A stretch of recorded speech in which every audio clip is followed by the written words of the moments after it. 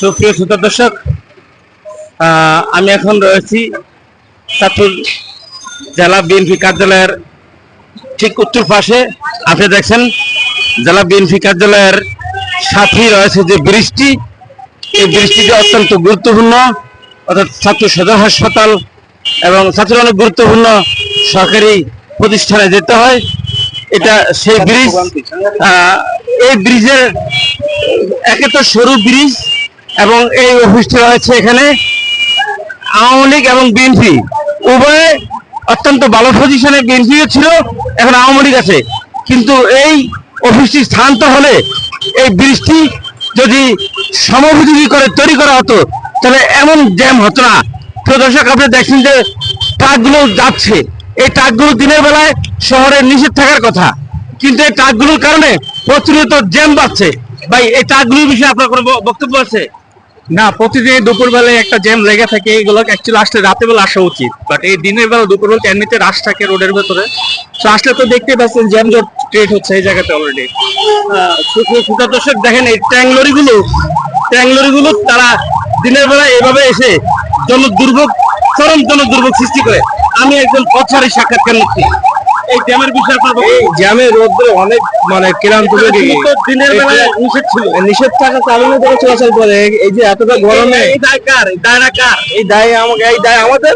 এখন এই দায় আমাদের, বিভাগের দায়, প্রশাসনের দায়, প্রশাসনের দায়, ট্রাফিক পুলিশ।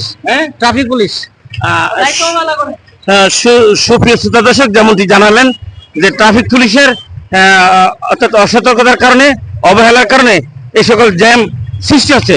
আমি যদি একটা এদিকে দেখাই, আপনি দেখেন ঠিক এদিকে এই ট্রাকগুলো এমনি ভাবে যদি এই শহরের দিনের বেলা যাতায়াত করে তাহলে এই গরমের মধ্য দিয়ে মানুষ কিভাবে দৈনন্দিন যাতায়াত করে। আপনি দেখেন দীর্ঘ প্রায় 1 কিলোমিটার, অর্থাৎ যেই জেএম সেনগুপ্ত রোড রয়েছে দুর্পুকুর ব্রিজ থেকে নতুন বাজার পর্যন্ত এই জ্যাম লেগে আছে। দর্শক, আপনাদেরকে যদি সারি সারি এসব ট্রাকের কারণে দৈনন্দিন যারা শহরে চলাচল করে তাদের চলাচল ব্যাহত হচ্ছে।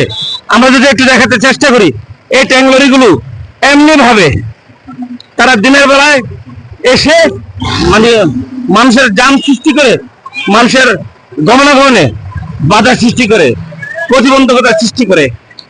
দর্শক, যদি আমরা একটু উপর থেকে দেখাতে চেষ্টা করি জ্যামের অবস্থা,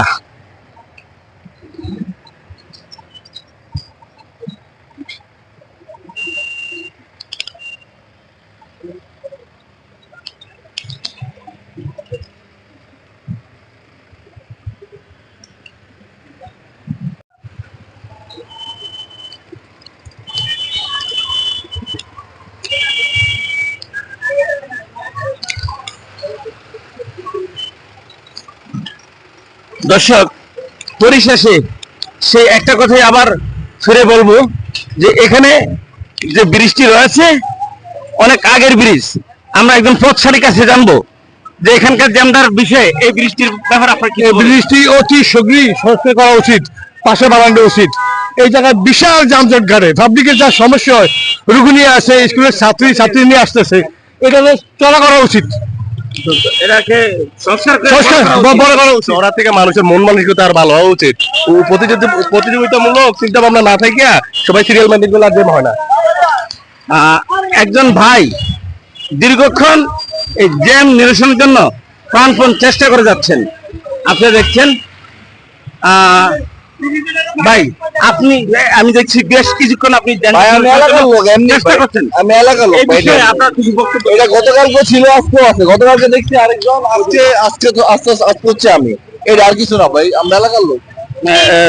প্রিয় দর্শক, শুনছেন যে এলাকার লোকজন পরিশেষে এসে মানবিক কারণে এই জ্যাম নিরসনের জন্য রাস্তায় এসে দাঁড়ান।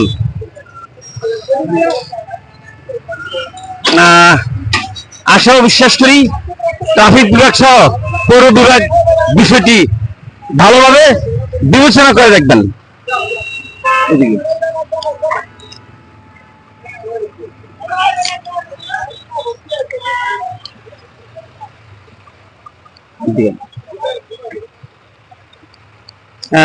দর্শক, আবার আসবো অন্য কোনো অসঙ্গতি এবং সমস্যা নিয়ে, জনদুর্ভোগ নিয়ে। সে পর্যন্ত ভালো থাকবেন, সুস্থ থাকবেন। আল্লাহ হাফেজ।